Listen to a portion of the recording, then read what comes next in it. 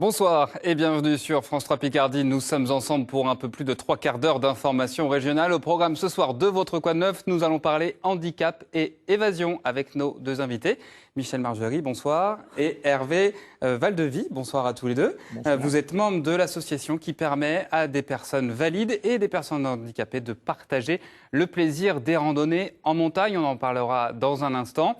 Et puis, après Quoi de Neuf, à partir de 18h58, vous retrouverez Antoine Marguet pour votre 19-20 avec à la une ce soir la mobilisation des anciens salariés de Continental et de plusieurs personnalités politiques de gauche. 1 millier de personnes a fait le déplacement pour soutenir l'ancien leader Xavier Mathieu qui comparaissait à Compiègne pour avoir refusé de donner son ADN, une obligation depuis 2001 pour tous les condamnés.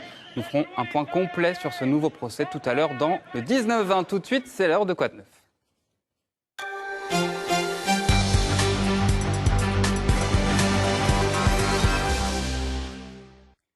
Bonsoir à tous les deux. Vous êtes donc membre de l'association Handicap Évasion qui permet, on l'a dit, à des personnes handicapées et valides de partager le plaisir de faire des randonnées en montagne. Grâce à cette joëlette qu'on voit sur le plateau, c'est une sorte de fauteuil roulant tout-terrain. Comment c'est né ce fauteuil ?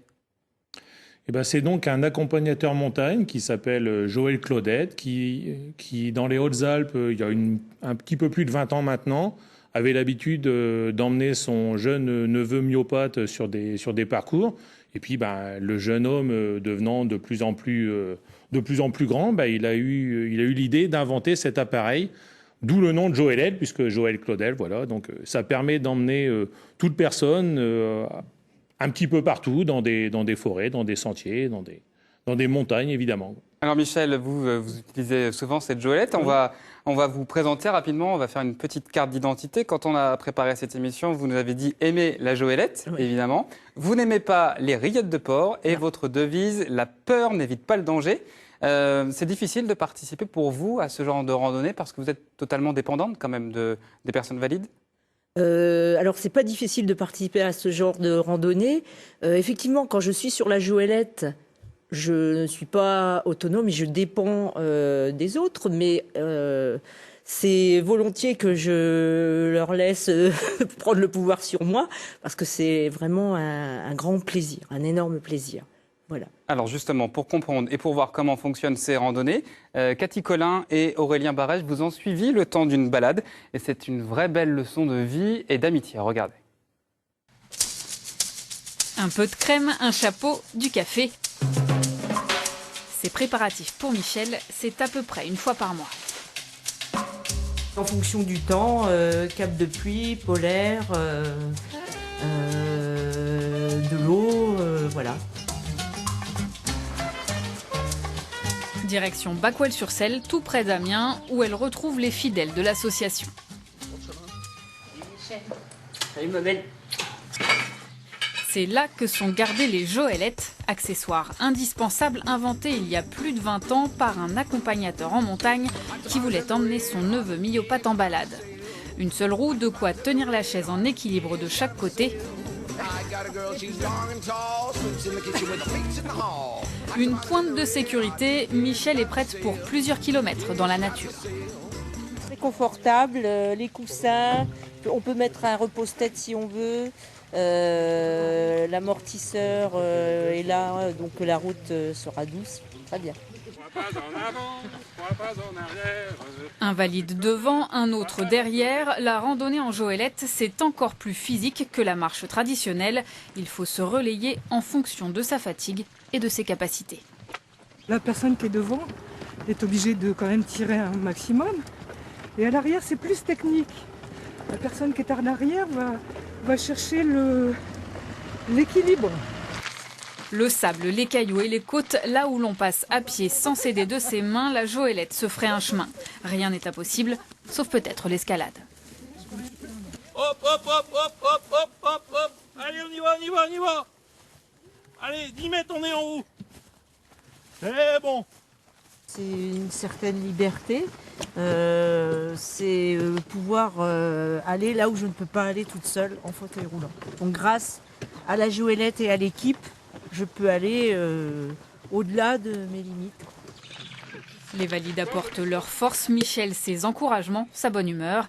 Ne leur parlez pas de charité, ils sont là parce qu'ils ont plaisir à être ensemble.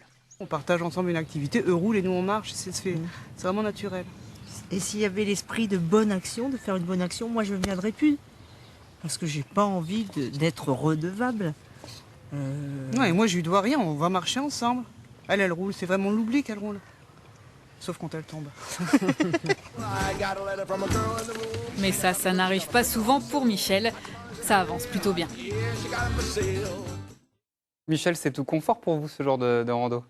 Oui, généralement. Bon, il faut dire aussi que quand on est en bivouac, là, c'est moins confortable et que c'est là où ça va me coûter un peu plus, puisque je perds de mon autonomie et je vais avoir besoin des autres pour les gestes quotidiens de la vie.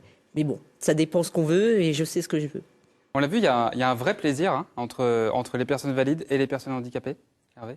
Tout à fait, c'est un plaisir immense parce qu'on arrive à être dans la nature ensemble, on voit tout un tas de choses merveilleuses et on partage justement ces moments d'exception. Et puis voilà, on est tout un groupe d'amis. Donc voilà, on partage notre semaine. Et puis c'est très bien comme ça. Vraiment, c'est vrai qu'il y a un réel plaisir de se retrouver souvent. Là, dans le reportage, on l'a vu, c'était assez plat. Hein, c'était aussi pour les besoins du reportage. Oui. Mais il y a parfois des sentiers qui sont très escarpés. C'est très physique. On va voir quelques photos d'une randonnée en Corse, notamment. C'est très physique. Effectivement, là, on voit les images en Picardie. Bon, voilà, la Picardie est assez proche du plat pays, finalement. Mais c'est vrai que les randonnées sur les séjours d'été, c'est, sans dire de l'escalade, mais c'est beaucoup de pierriers à monter, où là, il y a des efforts assez importants. Mais c'est beaucoup une histoire de coordination. C'est vrai que c'est physique, mais du moment que tout un chacun est capable de tenir une journée de randonnée, on dirait sans la joëlette, voilà, c'est un petit effort de plus, mais c'est surtout de la technique en plus, je dirais. Pourquoi la technique? Parce que c'est pas la même manière de marcher, évidemment. C'est pas la même manière de marcher. Il faut anticiper, compenser les bosses, les trous. Là, on voit qu'il y a certaines photos sur du sable aussi, où il y a des difficultés. Donc c'est vrai que c'est plus de la compensation et de l'équilibre entre la personne qui est devant, la personne qui est derrière, et bien évidemment la passagère, pour qu'elle garde tout son confort. C'est un petit peu de technique, mais c'est pas spécialement difficile. Michel, vous nous avez dit, quand on a préparé l'émission, que vous êtes handicapé de naissance. Est-ce que vous auriez pensé un jour pouvoir vivre des moments comme ça, des randonnées à travers la nature? Non, avant de connaître la joëlette, j'essayais d'aller le plus loin possible avec ma voiture. Je me disais, il faudra peut-être qu'un jour j'achète un 4x4 pour aller plus loin. Et puis, un jour, une collègue m'a parlé de la joëlette et j'ai pris contact avec l'antenne Picardie. Et l'aventure a commencé comme ça. Vous avez connu, d'après ce que vous m'avez dit, la joëlette grâce à un reportage de France 3 Picardie il y a une dizaine d'années, c'est ça? Voilà, il y avait eu un reportage en 2001 sur le trek de Yolande Comon au Népal et j'avais trouvé que c'était une bonne initiative, mais j'avais pas compris au départ que c'était dans le cadre d'une association. Donc je me suis dit, c'est pas pour moi, voilà, c'est juste une initiative individuelle. Et là, le prochain gros voyage, c'est le Pérou. Vous partez au Pérou au mois de septembre. Voilà, pour 3 semaines, dont 12 jours de trek. Alors justement, d'ailleurs, il y a un cadeau pour vous. C'est de la part de l'association. C'est au cas où vous ayez froid, c'est un bonnet pérovien. Je vous remercie. Voilà. On va rappeler les coordonnées de votre association. Le temps passe très vite. Alors pour ceux qui voudraient partager des sentiers de randonnée, les coordonnées, c'est les vôtres, Hervé. Hein. Vous êtes responsable antenne Picardie, 17 route de Saveuse, 80 000 Amiens. 2 téléphones, 03 22 51 52 51 69 ou 06 86 12 20 36. Évidemment, vous pouvez retrouver toutes ces coordonnées sur notre site internet france3picardie.fr. La prochaine rando, très rapidement, c'est quand? C'est dès samedi, un petit peu au nord d'Amiens, à Wargny. Et combien de personnes vont participer? Je pense, comme d'habitude, une vingtaine de personnes pour 16 km. Et tous ceux qui veulent venir nous rejoindre, rendez-vous à Wargny samedi matin. Merci beaucoup à tous les deux d'avoir été nos invités. Ce soir, tout de suite, la météo et votre 19-20 avec Antoine Marguet. À tout de suite.